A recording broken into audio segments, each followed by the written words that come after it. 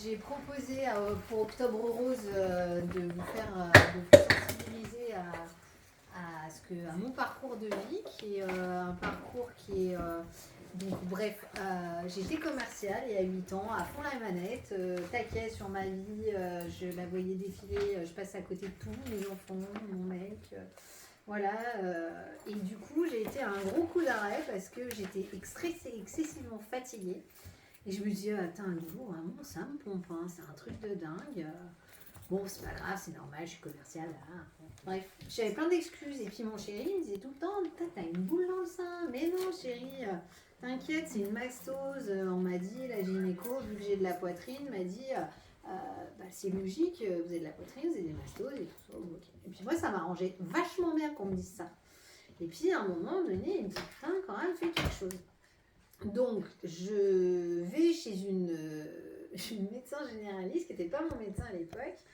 Et je me rappelle, c'était en été. Et alors, je vais vous faire rire parce que j'enlève mon truc. Putain, vous avez une poitrine, c'est un truc de dingue. J'aimerais bien avoir la même. Bah, je dis, ouais, super. Je dis, quand même, il y a un truc là. Et donc, elle regarde. Elle me dit, non, c'est des mastoses. Ok, elle me dit, bon, allez, par acquis de conscience, on va faire un petit contrôle, une petite écho. Voilà. Donc, je fais ma petite écho. Le mec, il regarde, machin et tout. Il me dit, bah non, je vois rien. Bon, bah, c'est cool, il voit rien, quoi. Donc là, je dis, ok. Puis bon, il y a une petite voix dans ma tête qui me dit, Cécile, quand même, dis-le. Je dis, bah, ah bon, bah tant mieux, parce que je dis, moi, mon sein, il a grossi. Ah bon, il a grossi, votre sein? Je dis, bah ouais. Il me dit, bon, écoutez, on va faire une mammographie. On va voir. Donc, il m'enchaîne la mammo. Il me fait la mammo. Il me dit, écoutez, il n'y a rien, c'est pas clair. C'est ni oui ni non en fait, je vois rien. Ok, donc il me dit bah on va faire une ponction. Bon ok, on fait une ponction. C'est vraiment pas une partie de plaisir cette histoire de ponction. Et bref, la ponction, résultat, cancéreux. Cancéreux, et puis, mais en fait on comprend pas trop ce que ça veut dire cancéreux, ah bon d'accord. Et puis là, c'était l'été, je prends une grosse crise j'ai très mal au ventre et je partais avec mes enfants comment ça s'appelle à Londres en vacances et ma meilleure amie me dit écoute Cécile, va quand même chez mon médecin avant de partir, on sait jamais, tu sais, si t'as un truc, il faudrait pas qu'en plus t'aies bon bref, un truc à la con. J'avais pas encore eu les résultats du sein et je vais aux urgences. Et donc il m'appuie, il me dit écoutez, vous hurlez, ça vous fait excessivement mal, on va quand même faire une échographie de contrôle, on sait jamais. Si vous avez l'appendicite. Bon, et là elle fait l'écho et je me rappellerai toute ma vie, la nana elle devient blanche. Je comprends pas. Je comprends pas. Elle me dit écoutez, on va faire un peu plus d'examens complémentaires. Et là en fait ils me catapultent dans un endroit, je sais pas, donc maintenant je sais, hein, c'est un scanner, donc ils me font un scanner de la tête aux pieds. J'étais aux urgences à Annecy. Et là, en fait, il y a 2 personnes qui rentrent et 2 internes et elles me disent écoutez, vous avez des taches au foie et aux os. Je dis quoi? Et en fait, dans leurs yeux, j'étais morte. Et j'avais dit que j'avais une suspicion au sein, etc. Donc en fait, là, il n'y a plus de suspicion, sauf que moi, je comprends toujours pas. Et on me dit, mais il faut prendre en urgence un rendez-vous avec un oncologue. Puis je dis, mais moi, je pars en vacances avec mes enfants, là. Je peux pas, je prends l'avion. Est-ce que je peux partir? Ah bah oui, mais après, vous revenez, on vous prend un rendez-vous tout de suite après. Donc je vais à Annecy, la nana commence à m'expliquer. Je vous jure, on ne comprend rien dans ces cas-là. J'entendais, mais je comprenais pas. Je me dis, mais qu'est-ce qu'elle est en train de me dire? Alors elle me dit, vous habitez pas là, donc on va faire prendre en charge à Lyon, je connais quelqu'un, etc. Et en fait, là, je comprends que j'ai un cancer qui est en plus avec donc la souche, ça faisait 7 cm dans mon sein. J'avais quand même une boule de 7 cm, personne ne l'avait jamais su. C'est une mastose. J'avais 38 ans, 38 ans. J'étais pas du tout dans l'âge où on dit qu'on peut avoir un cancer. Donc du coup, personne ne s'était méfié. Et en fait, ça avait métastasé, ça faisait tellement longtemps que je l'avais que ça avait métastasé au foie et aux os. Donc j'étais en stade 4. Stade 4, c'est avant de mourir, hein, faut être clair. Là, on m'a dit, bon, on va vous faire des chimios, on ne sait pas. Donc voilà, et après j'ai une force de caractère qui fait que 4 mois après, j'avais plus rien au sein. Alors, je ne sais pas s'il n'y avait plus rien, mais en gros, ça avait beaucoup diminué au sein. Et ça a avancé, et j'ai plus rien aux os, il y a eu des cicatrices. Et au foie, j'ai des taches, mais qui sont visiblement des cicatrices aussi. Tout ça pour vous dire que même si on n'est pas dans l'âge, même quand on a 20 ans, vous avez des filles sûrement, je vous invite à vraiment contrôler, à leur faire effectivement ce qu'on vous dit. Mais si voilà, il y a une boule qui persiste, qu'on vous dit mais c'est une mastose, insistez parce que le corps médical va partir du principe que non, en fait, vous n'êtes pas dans l'âge et que moi, j'avais aucun truc dans ma lignée où il n'y avait pas de cancer, etc. Il n'y avait pas de cancer dans sa famille. Non, il n'y avait pas de cancer. Alors, j'ai appris après, si, qu'au cerveau, du coup. Oui, mais pas forcément au sein, puisque c'est la première chose qui exactement. Voilà, moi, du coup, d'avoir traîné, parce que j'avais pas le temps, j'avais pas le temps de m'en occuper, c'était vachement...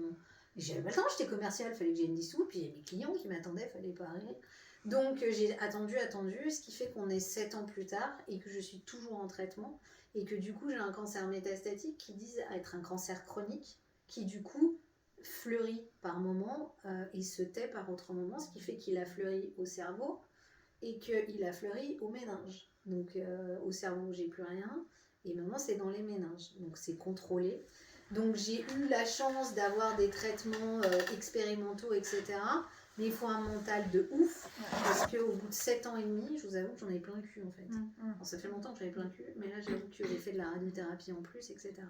J'aurais pu m'éviter tout ça, parce que le cancer du sein se soigne très bien.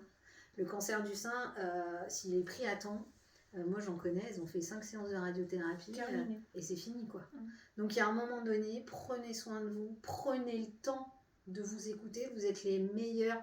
Moi, je m'écoutais pas en fait, j'avais pas le temps. Et on est toutes dans des trucs où tout le monde est dans faut aller plus vite, toujours plus loin, machin.